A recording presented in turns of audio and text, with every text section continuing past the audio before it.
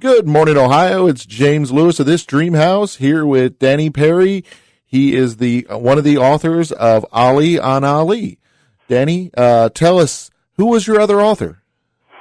The other author is Hana Ali, one of Muhammad Ali's two daughters with his third wife, Veronica. So she was, people know Layla Ali. Hana was born about a little over a year before Hana.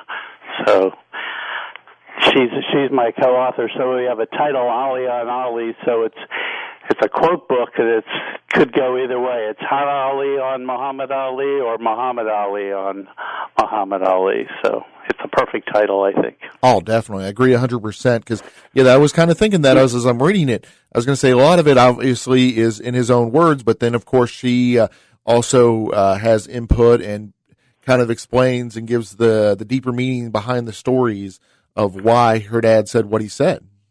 What's interesting for me working with Hana Ali is I'm older than her, and I keep forgetting. She didn't really watch him fight. In his prime years, she was born later on, mid-70s, so she did not see Muhammad Ali and Cassius Clay was his original name when he broke onto the scene, and then was, in my opinion, the greatest fighter ever. But she knew him intimately and just had such devotion for her father, and she, as you said, she comments about all the quotes that he said, including the ones he said before she was born. I know this is going to sound like a silly question, but of course, once you think about it, it really does make sense. Who is Muhammad Ali? It's a wonderful question. He in fact had one of his quotes is, "I'm the person who made myself," because there's so many people said, well, he borrowed from his father, he borrowed from TV evangelists, he borrowed from wrestlers. They're when they talk into a microphone and brag and whatever, dirty wrestlers specifically.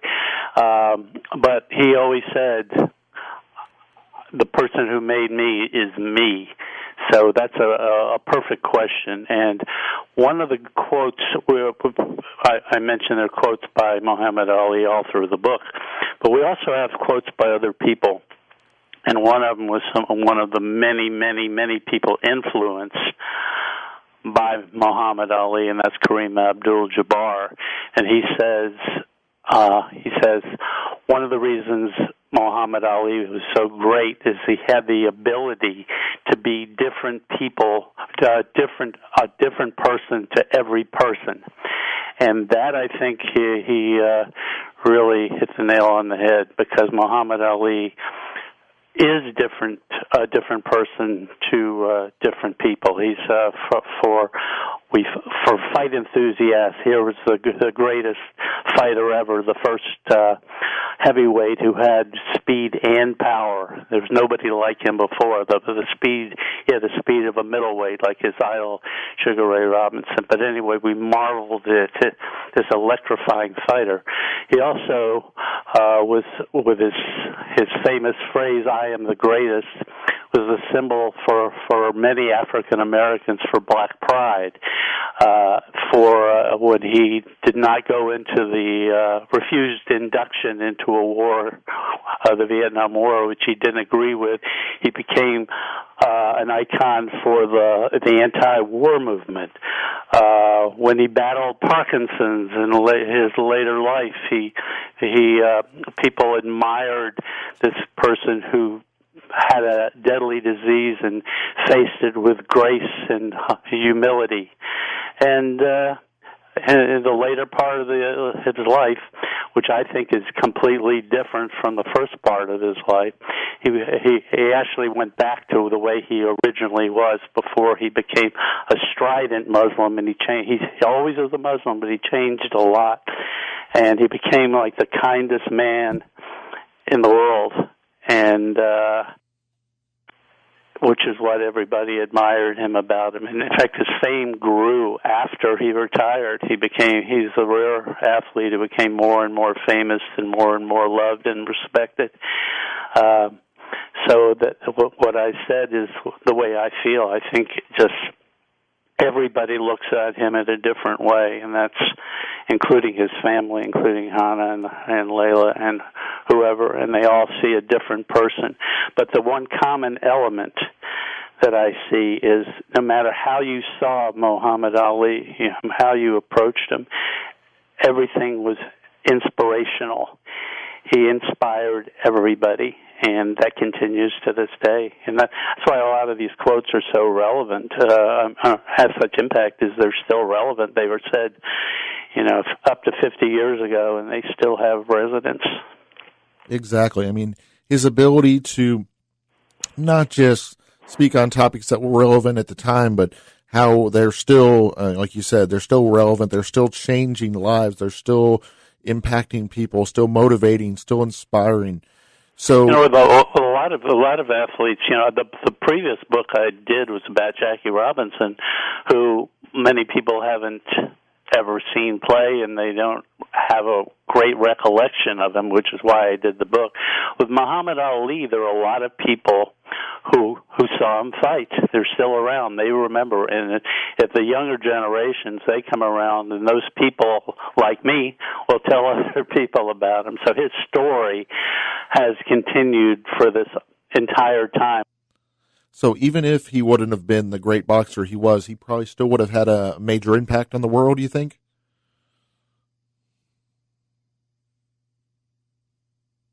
Hello?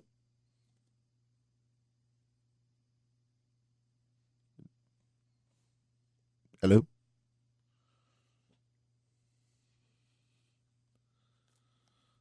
Hit a button.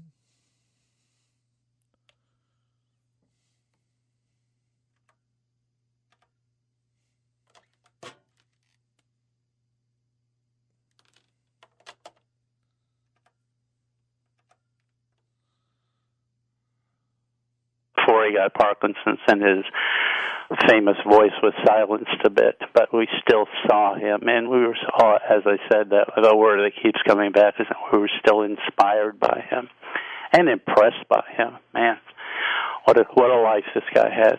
Exactly. I mean, just so impactful, so relevant, like you said. I mean, even in the modern day, he still resonates. And not just with males. One of the quotes we have is Serena Williams, who came out much after him, and just says, I mean, she was around when he was alive, but after his athletic career was over, and she just said, he was my hero. He'll always be my hero. That's more than anybody else. So it's just he's there. He's always present, which is really interesting. He's a guy who called himself the greatest and turned out to be the greatest. So tell us a little bit more about your co-author. How willing was she to share the stories, the insight that she had into her father's life? I think that's part of her life now. I originally thought, Layla is a little more famous than her because Layla became a boxer and she has beauty products and training videos and whatever. But Hana's always been the writer of the family and has written previously about her father, and they even did a quote book themselves, not this kind of book, which is why there was room for this kind of book, but she just...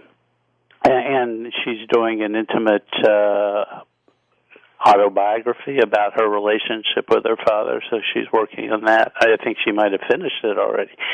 And it has a British publisher. But anyway, she's eager to talk about her father. That's, I guess one of the things you don't want people to forget who people are. And that's one of the reasons she keeps writing. She doesn't want people to forget who he is, and she wants to share things they don't even know about him. all positive things. So do you think the fact that her dad was a fighter inspired her choice in husband, with Kevin Casey being an MMA fighter? I think it's all part of just who they relate to and whatever. But I think most of her friends aren't really necessarily athletes. They're just family friends, that she's very close to. Although, she says her best friend is Ken Norton's daughter, and Ken Norton, of course, is so people don't know, was one of the great boxers of the 60s and 70s, and even beat Muhammad Ali once. But some of the people, as we talked about and found quotes, I'd say, here's a guy who wrote a biography of your father called Running with the Champ, and his name's Tim Shanahan, and he's just a guy who was worked in medicine in Chicago, and when Muhammad Ali lived there, and they connected because this Tim Shanahan was able to put celebrities into charity events, and they met that way. And I said, is it okay if we have a quote by Tim Shanahan? I said, oh yeah, he's like really close. He's a family friend. So what I see is most of their friends aren't necessarily athletes. They're just everybody. Now, I just had to give Kevin a shout out. I had him on the show a while back. Really nice young man. Just thought very highly of him. And I thought it was neat how he, of course, married into the Ali family, and then he was also trained with the Gracies. And, I mean, just the list of those, type of legends that it kind of really... It's a remarkable family, the whole family. Muhammad Ali had 9 kids, but they just the way they branch out, the way they all unite with each other, they all mingle, they all have an extended family and histories of it's a great group. It's an interesting group too. So it was kind of fun that way. I never met him. I met Layla's husband, who's also an athlete. So, and I actually don't know Hannah's how much athleticism she has, because she's gone in different directions. In terms of writing, she also works in real estate. She has done many things in her life, very varied things. So they're an interesting group, as you know. Oh, definitely. So, what was your favorite quote of his? I have a bunch of quotes. The funny ones. The one I have two. If you ever dream of what he always said this on talk shows over the years. If people look on YouTube, you'll see him saying this in various ways, dating all the way back to the early 60s. And I always loved it. If you even dream of beating me, you'd better wake up and apologize. I always thought that was a really great one. The other one today that I love, I've always loved it, and it's just so simple that people say, it's a bad choice, but it's float like a butterfly, sting like a bee, your hands can't hit what your eyes can't see. And this was actually not a quote of his. It's his corner man, Bundy, Drew Bundy. They came in with this quote, this little verse, and they started saying it together prior to the Sonny Liston thing, and they always would say it over the years. And everybody's heard it. It's float like a butterfly, sting like a bee. And the reason I say I love it is because it makes me really nostalgic. It's exactly the perfect image of who Muhammad Ali was in the ring, when he's just dancing in the ring and just giving these little jabs to to the opponent, and the opponent's swinging really hard and missing. So every time I hear "float like a butterfly, sting like a bee," I think back to that time when he was at his peak in the '60s before his title was stripped, and he never had that again. He was still a great fighter when he came back, but he lost 3 years of him at his peak. But at least we saw some of it, and that's why I love that line a lot. I also like his just lines, things like "I wanted America to be America," things like that, and it makes you think, what does that mean? And it had to do with he loved America, but America was disappointing to him because when he came back after winning when he was 18, coming back, having won the Olympic medal for the United States, he went back to Kentucky, and Louisville, his home, and he was treated like a second-class citizen, which is the same experience Jesse Owens had back in 1936 when he came back after come back from Germany, having won several Olympic medals, and nobody, he was famous, but nobody would give him a real job or anything. So those are the kind of things. So there were just so many levels of quotes for him that from him that resonate with me in different ways, and not just me, just with everybody. What is your favorite quote? Do you have a quote of his? Like you said, I mean, there are just so many darn good ones. It's a tough one. I mean, I like the "I'm the greatest." I really enjoy that. Of course, I have some personal bias with it because of being a professional wrestling fan and being involved with that industry. I got my own show I'm going to be producing in the near future. So I really love the fact that he was inspired by some of the greats like Gorgeous George. And like you said, he wasn't, he was still his own man. Just because he did utilize some of the things that they did doesn't mean that he, took from them, but he just incorporated it. Well, so the story is, which is in the book, is in early '60s when he was just starting out. He'd already won the gold medal, and he stood up in a sedan, in a convertible, during a parade, and said, "I am the greatest," made the fighter. But he never, as he would say later, I would say I am the greatest before I actually believed it. But what happened? He went on a radio show in Las Vegas, and another guest on the show was George Wagner, who was known in the wrestling business as Gorgeous George. And Gorgeous George was one of the preeminent post-World War II wrestlers who made wrestling popular. He made it popular by being a dirty wrestler, and his main thing was bragging how he could never lose, and he would strut around the ring, and he had peroxide blonde hair. And Muhammad, he was Cassius Clay at the time, said,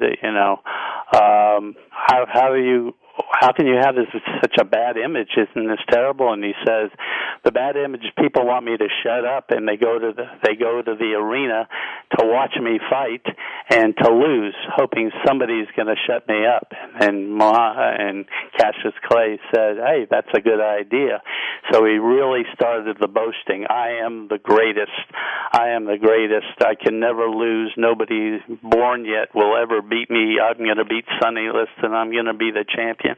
And he had a lot of fans this way, but people forget, considering he's like completely popular right now. At the time, half the boxing fans in America hated him because he boasted so much, and he was right. Everybody went to see his fights, and his fights were also on television, and he got more and more famous, and he got a big championship fight with Sonny Liston based on just that, just his people wanted to see him shut up, or, as turned out, make good on his boast that he was the greatest, because Sonny Liston was invincible and a bad guy, and he beat him. And that was like the big shock in the world, and he proved he was the greatest. So with being so boastful and bragging, did that affect his relationship with the other fighters? How did he end up connecting with most of them? Well, at the time, they didn't love his insults.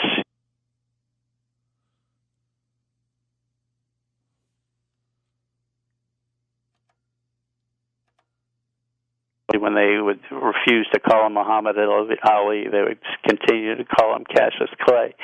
His big rivalry, as people of the time know, was with Joe Frazier, and he always insulted Joe Frazier, saying the mirror on the wall would turn around, would turn over if Joe Frazier looked at him because he's so ugly, that kind of thing. And Joe Frazier at the time said, if we were twins, if we were born twins in the womb of a woman, I would reach over and strangle them.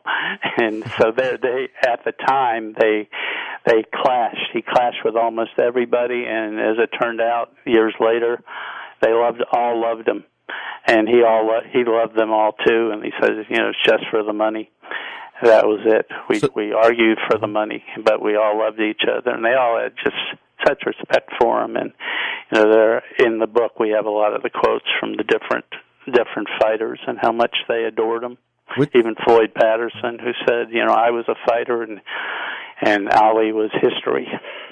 Which one of his opponents was it that he stood out in the front yard and acted like a crazy person to scare? Well, that was Sonny Liston. Ali was only scared of two things. He was scared of flying, and he was scared of Sonny Liston the first time they fought, when Sonny Liston was still the champion. People maybe not know this. He was a bad guy that had been to prison, worked with the mob, and had two fights with first, he took the heavyweight championship from the very popular, gentlemanly Floyd Patterson with a first-round knockout, and then he did it again. 2 first-round knockouts to Floyd Patterson. So Clay was like a 7-1 underdog before their fight on February 25th, 1964, and he was scared of Sonny Liston because Sonny Liston said he would kill kill Cassius Clay in the ring, and he said, I admit years later I was scared. So one of the things he did was just try to make Sonny Liston so angry and unnerved that when they went into the ring, Liston would forget he's actually a good fighter and just try to do stupid things in the ring, and that was his strategy. And so he would actually follow Liston around and have his bus stop in front of his house and yell at the house, come on out here and fight me, that kind of stuff. I'm going to beat you. You're not a good fighter. I've seen you, and this is the first time he said it, I've seen you shadow box in the shadow one, which I think is a great quote. He used it later with George Foreman 10 years later. My theory, and you're going to hear this for the first time, Cassius Clay and Muhammad Ali was a big movie fan, and I asked Layla when I saw her, I said, ask your father, and I never got an answer on this, did he see a movie called Gentleman Jim?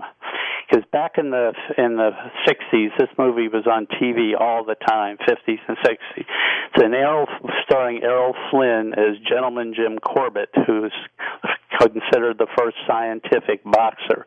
And he's the guy who dethroned the invincible John L. Sullivan, who's the man who I can beat any man in the house, who boastful. And in the film, Errol Flynn's Gentleman Jim Corbett would do exactly what Muhammad Ali or Cassius Clay did to Sonny Liston, including going to his house and shouting out and threatening to win and just boasting, I'm going to beat him. And when they finally fought, John L. Sullivan was so unnerved, he just kept, swinging haymakers and missing all his punches. And meanwhile, Gentleman Jim Corbett danced around the ring and won the fight. And I think that was inspiration for Cassius Clay. So who knows? But I believe that might have happened. So what is your next project you're working on? I'm actually one of the things I'm doing. If anybody knows who I am, I not only do sports books, but I've done a lot of movie books. And I write for I'm in semi-retirement. I write for a paper out in where I live in Sag Harbor. It's actually a magazine and online thing called Dan's Papers. So I do a lot of celebrity interviews. This is a volunteer thing, no money. I just like staying in the movie business. I'm also working on a novel with my brother about unicorn hunters. So we'll see if that comes about. And I write. I guess we can announce it now. There's going to be I've been the writer, researcher first for the Tim McCarver show, then the James Brown show, and with the same production company, we're about to do a TV. It's actually a TV show, and it started as a radio, but the TV show. Game Day or Game Time with Boomer Esiason. So that's going to be starting in taping in August. So I'm quite busy. Oh, I can imagine. And we love to hear that Boomer's getting his opportunity to do something like that. I was going to say, being a Cincinnati, Northern Kentucky fella, obviously we're big fans of his. Yeah, so the Cincinnati region, it's going to be syndicated all over the country, including Kentucky, including of course Cincinnati. So so we're looking forward to that. So it's an interview show, a half-hour interview show where he'll interview people from all sports. And I think it should go really well since he's had a lot of expertise doing that. Definitely. So before we let you go, because we greatly appreciate you being on the show today. Thank you. Welcome. Hey, it's our pleasure. Where on social media, where on the web is the best place to find you at? I just give people my screen name, Danny Peary, DANNYPEARY @AOL.com. And I'm always happy to hear from people who have any kind of things in common with me, whether it's movies or sports or even rock and roll music. Those are my three loves from my childhood. So, and I hope people will look for the Hana Ali book. I think it was a fascinating book for me because as much as I knew about Muhammad Ali and Cassius Clay, I didn't really know the origins of a lot of these famous quotes we heard over and over again, and it become part of our own lives. And with Hana's help, I was able to learn a lot about Ali's history. And as you know, James, it's our history, right? Oh gosh, yeah, it's the history of America. I mean, I mean, he just had such a great impact on our culture, on our society. And it just means so much. And, of course, not just the great quotes, not just the insight from you and Hana, but also the great photos in the book. I mean, it is... that's another thing. I thank you for mentioning that. Yeah, Hana gave a lot of her personal photos, and, including when she and Layla were really tiny, and there she is, there they are with her father, and you can just see... the sweetness in his face. One of the things I asked Hana, and she said she'd never been asked this before.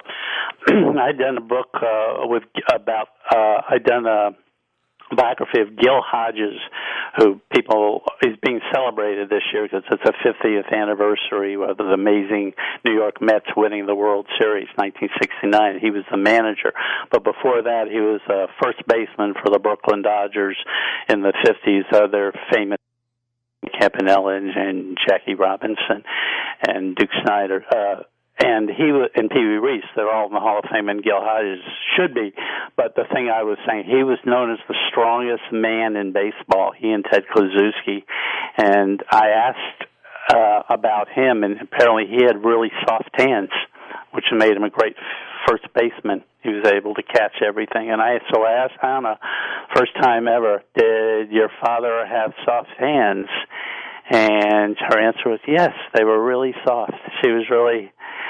they were like really tender, and which was great for a little kid. So all the times they held his hand, or he brushed his hand on their faces, and it was just there was tenderness there. And I'd like that to get across. And I think you get a little of that in the pictures. You can't see, and I think you probably know about the twinkle in his eye when he was joking and stuff. There was always a twinkle in Muhammad Ali's eye, but you don't see that. But you can see in these special pictures that she gave for the book that there was so many sides to him that we didn't see, and the intimacy.